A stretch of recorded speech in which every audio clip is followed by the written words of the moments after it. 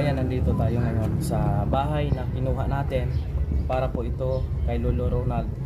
Ngayong araw ay namili na po tayo ng mga gamit na kailangan po nila sa loob ng bahay. Kumpleto po ito, simula sa gamit sa kusina at meron pa akong bibilhin na hindi ko nabili kasi kinapos tayo.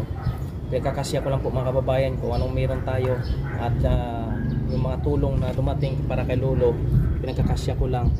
Kaya ito po, nabili natin, ayusin po namin yung loob ng bahay at papakita ko rin po sa inyo yung loob at siyempre yung paglipat ni Lolo, papakita ko rin po sa inyo po mga kababayan. Kaya nagpasalamat ako sa lahat ng nagtiwala sa akin at ito po ginagawa natin ito para mabigyan ng tulong o malasakit itong Amerikanong naghirap dito sa ating bayan. At habang nandito siya, unti-unti nating aayusin yung kanyang papers kung ano po pwede nating magawa dito. At pansamantala dito muna sila ni Nanay Glo para maging komportable po yung kanyang buhay po dito, dahil doon sa dati ay umalis po sila doon, matagal silang hindi nakabayad sa upa at yung pinaglagyan sa kanya yung sira ng bahay hindi po maganda doon. Kaya nag-offer po tayo ng tulong sa kanya na ito ay bibigyan natin siya ng bahay. Ito ay tayo po ang babayad ng upa nito.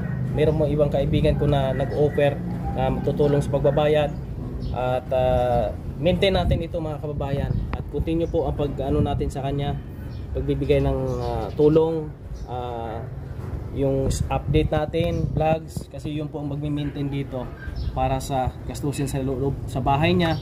At kung maayos man po ang kanyang pension, ay yun po ay para na po yun sa kanyang sarili needs, daily needs, medical, para yung bahay po mga kababayan ay hindi niya na po kailangan isipin, dahil tayo na po ang magsusolder noon ng gastos sa bahay po. Pangan niyo po, ayusin namin yun. Ito na po mga kababayan natin, na i-prepare na po natin yung mga gamit dito sa loob. Ito na po ang itsura ngayon. Yan, yung kanyang titirhan po mga kababayan. Ayan. Binili natin ng linoleum. Kumpleto po tayo mga kababayan. Unan, upuan, misa. Ayan, mga gamit sa kusina. Like mga pinggan. At yung importante, basurahan, lagay ng mga pampers ni Lolo. Yan. At gamit sa kusina, yung may sa CR, ito po. Ito yung labas po mga kababayan sa likod. Yan. Sa likod po ito. At dito natin ilagay yung kama mga kababayan. Ito, nabilhan natin siya ng kumpleto po ito mga kababayan. Napagkasya po natin yung budget po natin. At yung higaan po ni Lolo, kasi wala na tayong budget, yung aking supabid doon, supabid kung tawagin, nagustuhan ni Lolo dahil malambot nga daw po, yun po ay ibigay ko po sa kanya para meron siyang matulugan po dito na maayos. At yung kanyang mag-exercise daw siya para makarecover. Mga kababayan, ang susunod po natin ay siguro baka magkaroon ng therapy si Lolo, kung mayroon man makatulong na mas maigi po mga kababayan para maayos yung kanyang tuhod, maayos. At yun na lang po ang kulang dito, yung gas stove tsaka yung tangke. Bibiliin lang po siguro ako kapag meron akong budget uli. At nagpapasalamat ako mga kababayan sa mga tumulong po sa pag-down ng bahay, at sa pag-aayos po nito, bili ng mga gamit niya, dito. Maraming salamat. At ito, nagawa ko ng paraan kung paano ko pakasyahin po mga kababayan.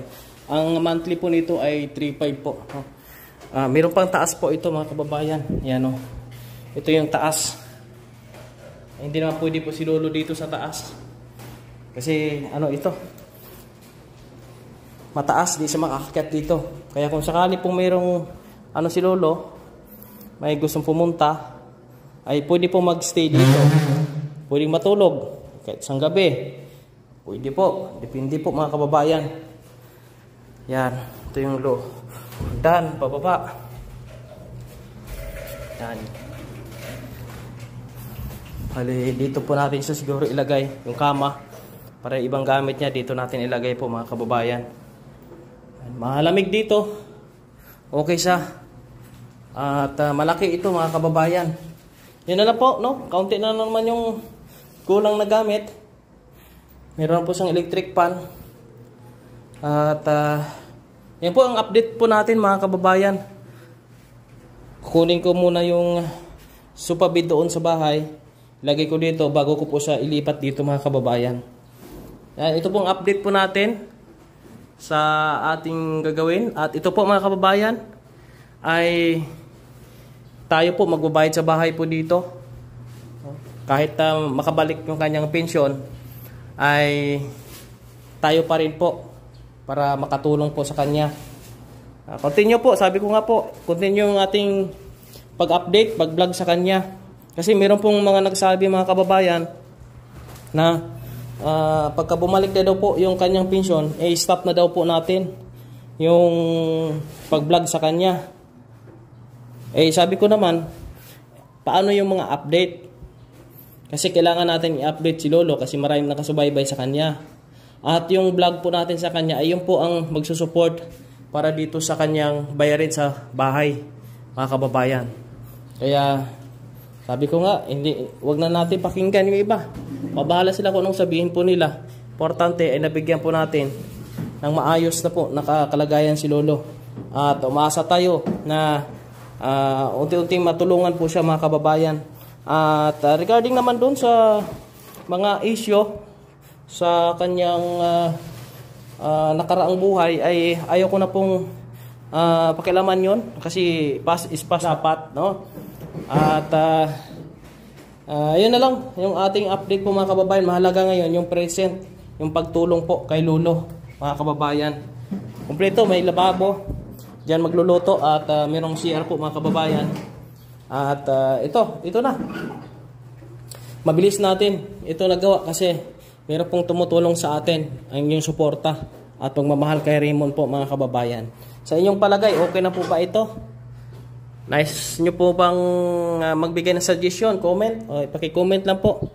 At kung meron po kayong nais ipabot dito kay Lolo, kung meron kayong gustong ibigay sa kanya, i-message nyo lang po sa akin. Ay willing na willing at welcome na welcome po kayo.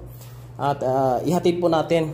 Kung ano po ang ipahatid nyo po kay Lolo, ay makakaasa kayo na yun po ang ating ibibigay sa kanya po mga kababayan. At tuloy tayo sa ating ginagawang pagmamalasakit sa ating mga kababayan. Pasensya na po sa mga humihingi po ng tulong sa atin na hindi natin naiskaso. Pasensya na po kayo dahil na ngayon sobrang busy si Raymond. At kinakapos po tayo sa budget po mga kababayan dahil kung inyo nakikita ay talagang sobrang busy, no? Kailangan ko po talagang kumilos. At ayun nga po, no? Talagang said tayo pero gumagawa tayo ng paraan para masolusyonan ang lahat po mga kababayan tulad nito. Ayun, naway naging masaya kayo sa update po natin dito sa bahay po ni Lolo. At ayun nga, sabi nga po ni nanay ay pwede daw sa dito magtanim ng kung ano, bulaklak. Ayan, no, mga basura, ipapatapo na po yan. May space pa dito na pwede niyang taniman ng gulay-gulay. Tapos yung pusa, nawala dito yung pusa eh. Baka babalik din yun. Gustong alagaan daw ni Lolo yung pusa. Ano siya sa pusa? Cat lover si Lolo. Ayan po mga kababayan, hanggang sa muli na lang po, no? Abangan niyo po iba nating update. Anyway, mayroong makatulong, no? Kung paano po, no? Maayos yung mga dokumento ni Lolo, no? Para maging ano sa dito, legal sa Pilipinas. Naway may makatulong. Tayo, nandito tayo upang i-assist lang po ito yung kanyang kalagayan, pero pagdating doon sa legalization, hindi natin alam, no? Kumbaga wala tayong ano diyan, alam kung paano gawin at wala tayong idea kung paano i-process 'yon. Kaya sana mayroong ibang makatulong po mga kababayan at hindi lang po si Lolo ang ating tutulungan. Kung meron pa tayong matulungan at deserving matulungan ay tayo po ay gagawa ng paraan po mga kababayan. Inyong nakikita ito na po yung tahanan ni Lolo, mga kababayan. Okay ba, di ba? Maayos-ayos na po ito. At siguro sa mga ating mga tagapanood o sa mga nakakilala kay Lolo, iwasan na po natin, no, magsalita ng mga hindi kanais-nais o nakakasakit po sa ating kapwa, no, lalo na po sa mga involved, no, sa buhay ni Lolo. Ay wag na po natin silang husgahan at focus na lang po tayo sa buhay po, no, ni Lolo, sa pagtulong po sa kanya. Hanggang sa muli, maraming salamat po, no, sa ating mga followers at subscribers. Kung hindi pa kayo nakapag-follow sa ating page, paki-follow, at sa ating YouTube channel, paki-subscribe po mga kababayan at paki-share ng ating video. Yan po, shoutout sa buong team Kalingap, no, sa panguna po ni Kuya Bal Santos Matubang, ating at Kalingap Rab, at sa mga Kalingap supporters, group supporters, sa ating mga solid followers and subscribers. Huwag niyo po akong pabayaan at samahan niyo po ako sa ating mission po mga kababayan. Hanggang sa muli. God bless po sa inyong lahat. Maraming salamat po mga kababayan.